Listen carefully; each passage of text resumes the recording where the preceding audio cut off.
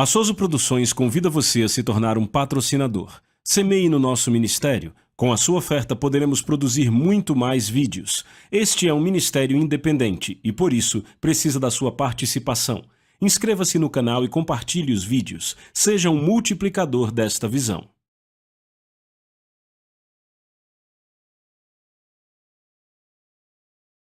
Os versículos usados nos vídeos que traduzimos nem sempre correspondem a versões em português. Muitas vezes precisamos traduzir do original em inglês para fazerem sentido no contexto do vídeo.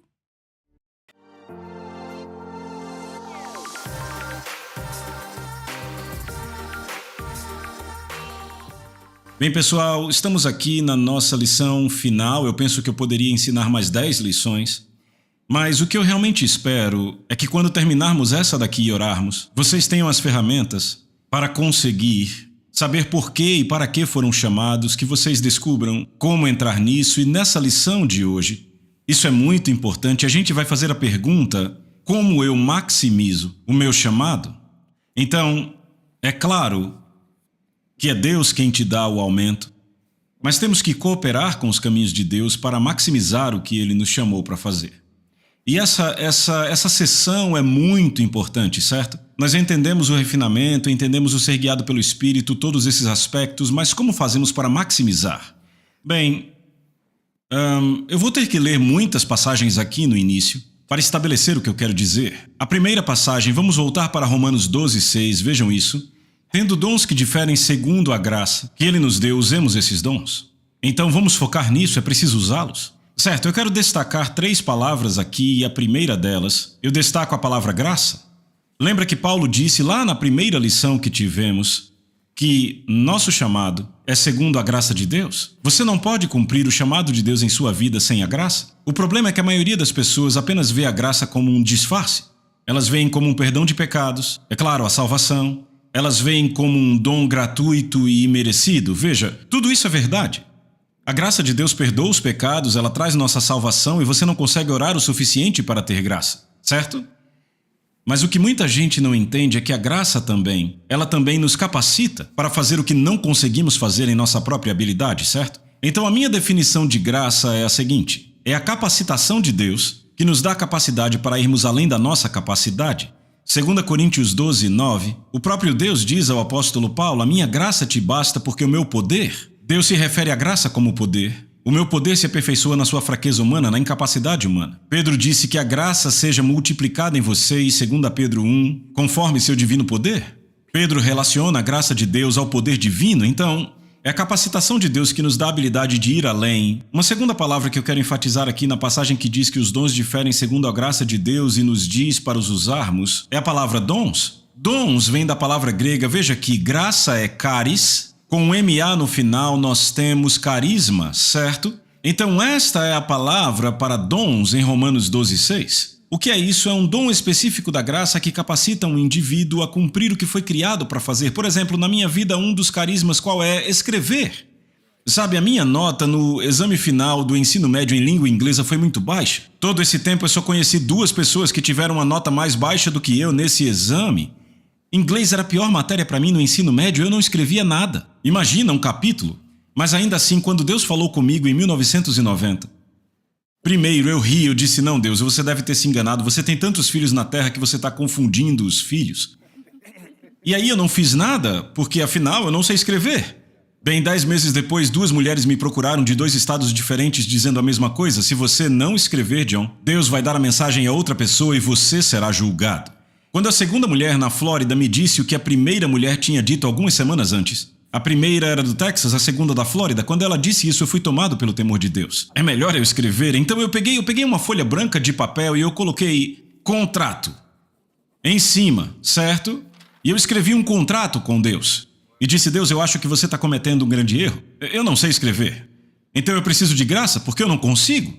E eu assinei o contrato. Se eu soubesse o que sei hoje, diria: eu preciso de carisma. Eu assinei o contrato e hoje os livros já passaram de 10 milhões em distribuição em 93 idiomas.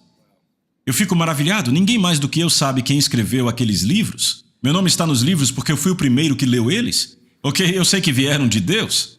Isso é carisma. Um outro carisma que eu posso dizer que tenho na vida é falar. Sabe, na primeira vez que eu preguei para minha esposa, ela dormiu. Mas quando me tornei pastor de jovens e terminei a minha primeira pregação, tava todo mundo gritando, celebrando. Eu tremendo, feito vara verde, minha esposa olha para mim e diz: quem é esse homem? Aquele carisma veio à minha vida. Certo? Essa é a autoridade sobre a qual eu falei na lição passada. Então agora eu quero ir para outra passagem e quero trazer a terceira palavra. Que os homens nos considerem ministros de Cristo e mordomos. Todos somos ministros de Cristo, você que está assistindo, todos somos ministros. Mas ele diz que nos considerem mordomos. O que é um mordomo? Um mordomo é alguém que administra a propriedade de outra pessoa ou os interesses dela. Então, mordomo administra o que outra pessoa possui. Somos mordomos de quê? Carisma. A minha capacidade de falar não é minha capacidade. Minha capacidade de escrever não é minha, é a habilidade de Deus. Ele pôs na minha vida, eu administro. Preste atenção, quando você é um mordomo, você pode fazer o que quiser com o dom que Deus pôs na sua vida. Então, você pode administrar esse dom como quiser. Ok? Você vai usá-lo para edificar o reino, em obediência a Deus, ou você vai usá-lo para si mesmo? Então, o dom de Deus sobre a minha vida não é para mim, é para vocês. Minha habilidade de falar não é para mim, é para você. Minha habilidade de escrever não é para mim, é para você. Sabe, se todo mundo... Um bom amigo meu, lembra do cara das tropas especiais que eu falei? Eu amo esse cara. Ou eu falo com ele o máximo que eu consigo. Da última vez que eu falei com ele, ele disse: John, a última pessoa em que um SEAL pensa em si mesmo, isso não acontece. Ele disse: pensamos em todo mundo do pelotão. E por último, pensamos em nós. Eu disse: oh meu Deus, isso é uma pregação muito boa. Então... o mordomo é quem administra. Agora eu quero ir para uma passagem que traz essas três palavras de novo. Veja aqui em 1 Pedro 4,10. Como cada um recebeu o dom. O original para dom aqui é o quê? Carisma, é isso mesmo, muito bem. Que ministre, não sente sobre ele, que ministre o mesmo um para o outro, certo? Como bons mordomos da multiforme graça de Deus. Estamos administrando a multiforme graça ou os vários carismas, certo? Eu quero enfatizar que todos os dons são diferentes. E eu amo como o apóstolo Paulo nos compara aos membros do corpo humano.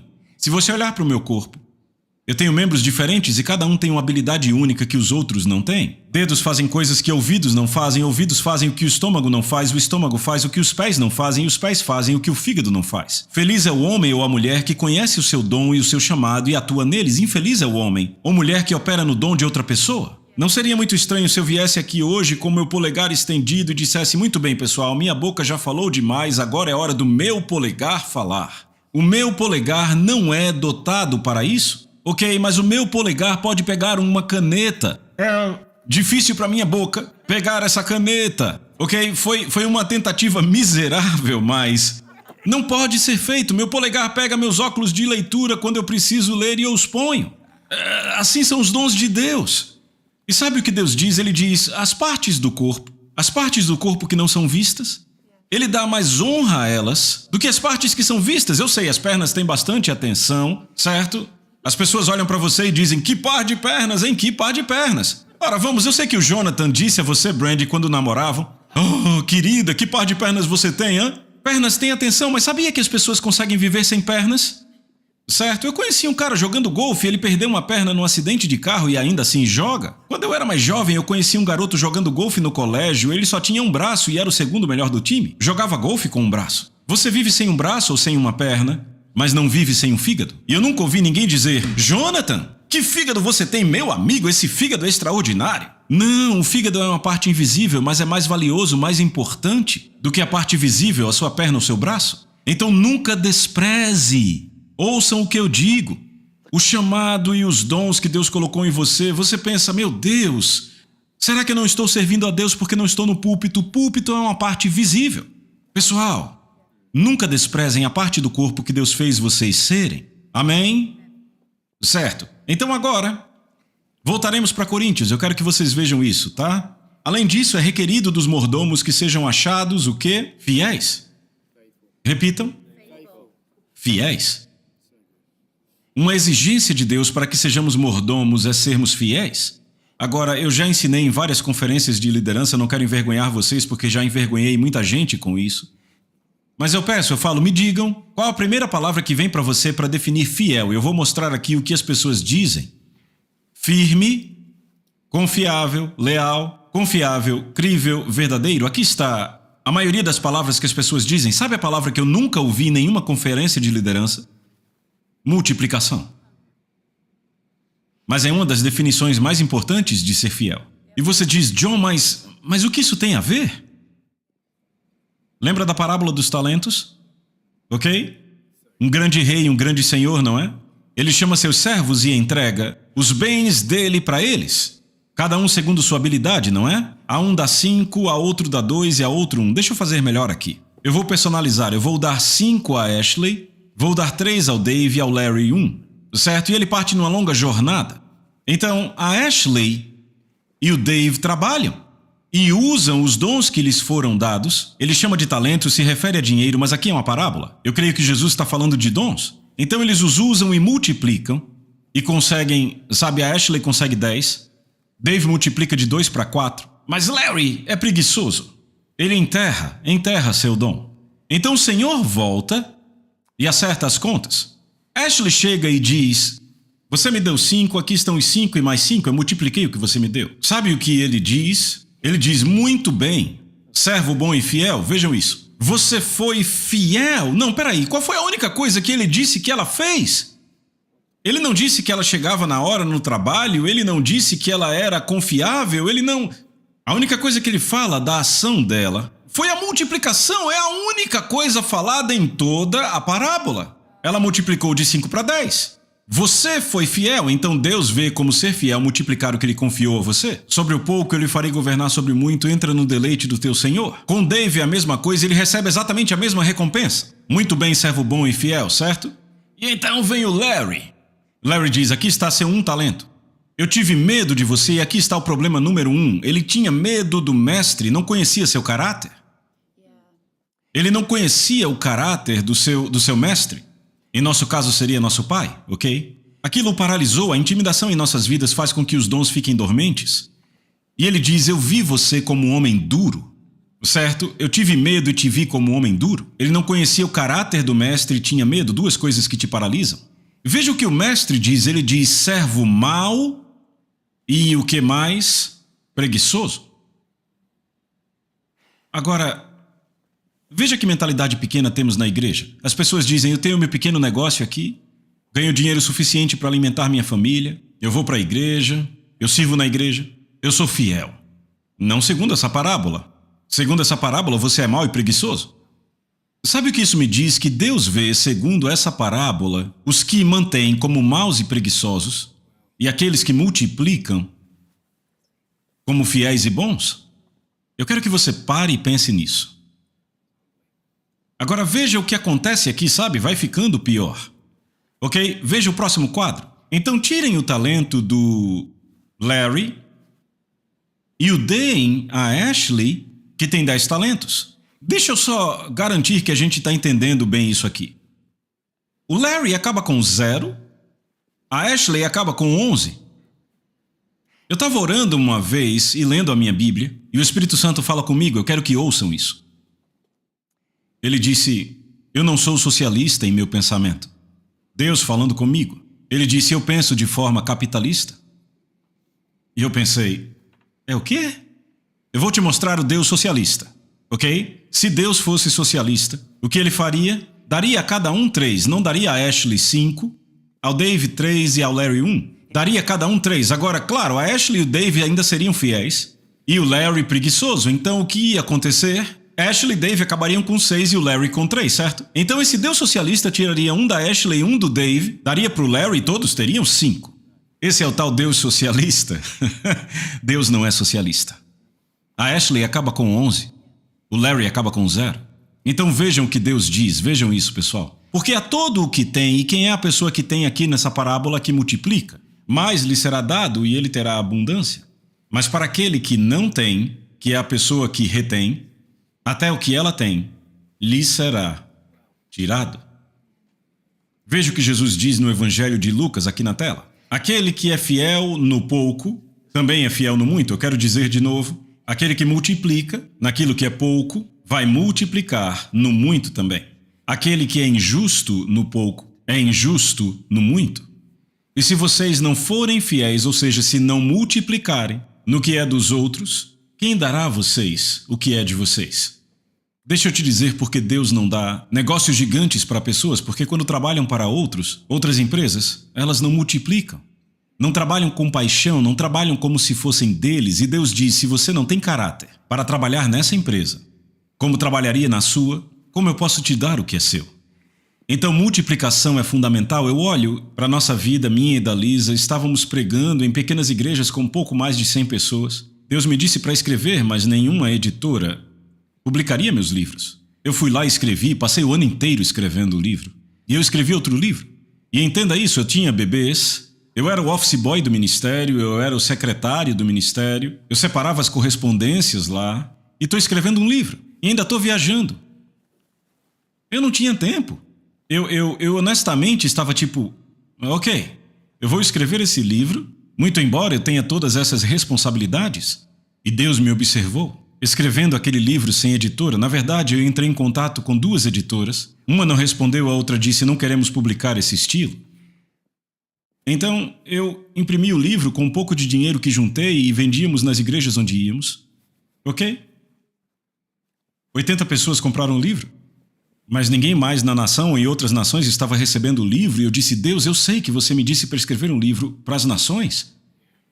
Então, Deus disse, escreve outro livro, e eu, ok, lá vai mais um ano. E nenhuma editora queria. E então uma editora pegou o 3º livro, A Isca de Satanás. Bem, o livro explodiu, agora já vendemos 2 milhões. E eu lembro que eu ficava frustrado, porque em igrejas eu só conseguia pregar um capítulo de um livro. Um dia Deus disse, ele é fiel. Ele disse, eu quero que você crie estudos. E eu pregava 12, 30 mensagens, peguei uma empresa para fazer um guia de leitura profissional. O pessoal da minha equipe mandou esses estudos de Isca de Satanás e Debaixo de Suas Asas para algumas igrejas. As igrejas começaram a triplicar a sua frequência, sem brincadeira. E começaram a contar a outras igrejas e outras, e logo tínhamos mais de 20 mil igrejas usando nossos estudos. Um dia eu estava lá no meu porão, 31 de maio de 2010, e Deus me disse, você foi fiel com a comunidade de língua inglesa. E foi daí que toda essa mensagem veio. E ele disse, agora eu quero que essas mensagens cheguem a cada pastor e líder do mundo. Naquele ano entregamos 271.700 livros a pastores no mundo inteiro, acho que 54 países. No ano seguinte, 1,3 milhão. No ano seguinte doamos 2,4 milhões, no outro ano 2,7. Esse ano, até o final, serão 3,6 milhões, ao total são 12 milhões de recursos doados. Na verdade, se eu considerar o custo, são mais de 10 milhões em recursos por todo o mundo. Se alguém tivesse me dito que eu faria isso, 30 anos atrás eu teria uma crise de riso. Primeiro eu diria, eu não escrevo, então não virá nenhum livro sequer. Mas então um dia eu estava pesquisando no meu arquivo de profecias e eu percebi que eu tinha essa palavra profética que me foi dada no começo da década de 80. E dizia, você será uma árvore que nutre e nações vão se beneficiar e amadurecer a partir dela. Ele disse, eu levanto um exército de pessoas para estar com você na obra que eu te chamei para fazer. E eu ali sentado olhando para aquilo pensei, esse foi o vislumbre que ele me deu. E agora aqui está sendo cumprido. E eu só tenho 57 anos. Meu Deus, o que será daqui a 10 anos?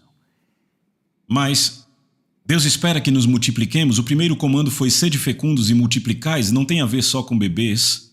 Ele diz, tudo que eu der a você, quando você devolver, que seja multiplicado. Agora eu quero te mostrar essa passagem. Apocalipse 17:14, isso vai unir tudo. Você está pronto para isso? Você está pronto para essa passagem? O Cordeiro os vencerá, porque ele é o Senhor dos senhores e o Rei dos reis, e os que estão com ele são chamados, lembrem, chamados, escolhidos, já falamos, escolhidos, e fiéis. Chamados, pagaram preço para serem escolhidos, e uma vez escolhidos, eles multiplicaram. E são estes que estarão com o Cordeiro quando ele voltar, e derrotar o anticristo. Isso não é maravilhoso? Deixa eu mostrar uma última passagem. Isso está em Romanos 11:29, eu quero que você anote aí nas suas anotações. Porque os dons de Deus e o seu chamado são irrevogáveis. Lembra que eu disse que não é tarde demais? Não é tarde demais. Não é tarde demais para fazer o que Deus te criou para fazer. Eu preguei isso numa conferência na Hillsong anos atrás. E uma pastora ficou furiosa. Ela era uma pastora e ela foi falar com o nosso representante australiano no hotel depois do culto. Ela disse: ele não pode estar falando sério com aquilo que ele disse lá. Nosso representante australiano disse: sim, ele está falando sério, ele sempre quer dizer o que diz. Por que você está tão furiosa? Ela disse: bem, quando eu era jovem eu tinha sonhos e visões, ambos, de mim mesma ministrando ao povo nas Filipinas. Ela disse: eu tenho sido pastora-presidente da mesma igreja na Austrália há 35 anos. E o nosso representante na Austrália disse: o que você vai fazer sobre isso? Ela não sabia o que dizer. Descobrimos que um ano mais tarde ela entregou a igreja ao seu pastor auxiliar logo depois daquilo. E ela está nas Filipinas e ela disse exatamente assim: eu estou tendo o melhor tempo da minha vida. O que significa dizer que os dons de Deus são irrevogáveis? Ele nunca se arrepende da extensão da sua graça ou muda de ideia. Lá estava ela, tinha sido pastora há 35 anos. Deus nunca mudou de ideia sobre as Filipinas. E agora lá está ela nas Filipinas. Eu penso no Bill e na Patrícia. Ele trabalhou conosco no TI até chegar aos 50 anos. E agora lá está ele na África, impactando toda a África Ocidental. Os dons e chamados de Deus são irrevogáveis. E então aqui estão as boas notícias. Não importa a sua idade, em que ponto você está na vida. Apenas comece a buscar a Deus diligentemente. Pague o preço e obedeça a Ele. E então multiplique o que Ele te confiou. Você será então uma pessoa realizada e você será uma daquelas que estará com o Cordeiro entre os chamados, escolhidos e fiéis. Vocês gostaram? Eu quero orar por vocês. Eu quero orar para que você cumpra o chamado de Deus para a sua vida. Eu preciso de você. Nós precisamos que vocês cumpram o chamado de Deus em sua vida. Porque sabe, se só 20% do meu corpo está funcionando, eu não tenho um corpo muito feliz. Mas se 100% do meu corpo físico funciona perfeitamente porque Deus criou dessa forma, eu estarei muito bem. Eu sei que Jesus deseja muito que 100% do seu corpo esteja funcionando plenamente. Então vamos te levar a esse lugar, precisamos de você nele. Pai, em nome de Jesus, eu oro por cada pessoa que ouve o som da minha voz. Pai, oro também por essas 5 pessoas preciosas que estão ao redor da mesa, por todos que estão assistindo online, por vídeo, onde quer que estejam participando. Eu oro em nome do Senhor Jesus Cristo, para que vocês ouçam do céu e saibam exatamente os próximos passos que devem tomar, e que vocês possam cumprir e multiplicar no seu chamado. Eu oro, Pai, em nome de Jesus, para que os obstáculos e empecilhos sejam removidos. E oro para que a sua presença venha sobre eles agora e que você fale com eles agora mesmo, Senhor. E fale aos seus corações sobre o chamado animador e emocionante que o Senhor colocou nas vidas deles. Eu peço isso no poderoso nome de Jesus. Amém. Uma última palavra eu quero dizer. Nunca tema o chamado de Deus sobre a sua vida. Porque eu te digo, tem uma passagem que eu amo, diz: deleita-te no Senhor e Ele dará os desejos do teu coração. O que isso significa? Ele vai pôr os desejos dele lá. Eu vi as pessoas no ministério e eu pensava: a última coisa que eu quero na minha vida é entrar no ministério.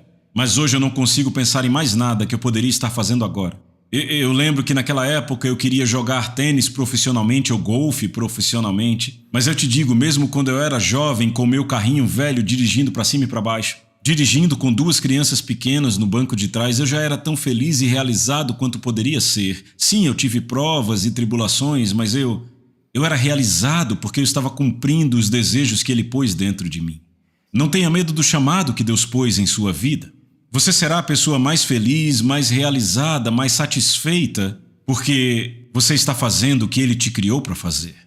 Muito obrigado por investir em você mesmo, para que todos que possam ser impactados pelo seu ministério sejam impactados. Eu me alegro muito por trabalhar com você nesse grande campo de colheita, no qual podemos trabalhar para o nosso Senhor Jesus Cristo. Eu desejo o melhor para você, em nome de Jesus. Ok.